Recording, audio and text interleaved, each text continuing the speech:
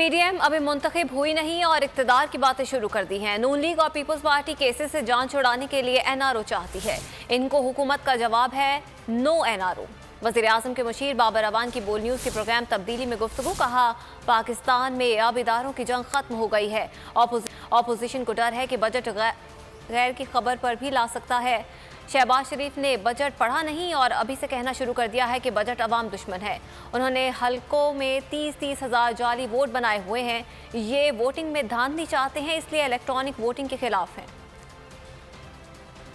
पहले दिन से लेके आज तक सिवाय इसके कि हमें इक़्तिदार दे दो, बगैर मुंतखब हुए, बगैर अक्सरियत के हुकूमत फौज सिलेक्ट कर लो, फौज आए और रुखसत कर दे, तो हमें सिलेक्ट करो और सिलेक्ट भी करो बगैर छाती देखे, बगैर एज देखे और बगैर क्वालिफिकेशन। ये जो बजट है ये खैर की खबर भी ला सकता है। उनको डर ये पैदा हो गया, ये उनके लिए एक रेड अलर्ट है। शहबाज शरीफ साहब ने कहा कि ये बजट जो अभी उन्होंने देखा नहीं, जो अभी कंपाइल हो रहा है, जो अभी बना नहीं, जो प्री बजट सेमिनार जो था पीएमएलएन का, हाँ, उन्होंने कहा जी हमने नहीं, ये अवाम दुश्मन।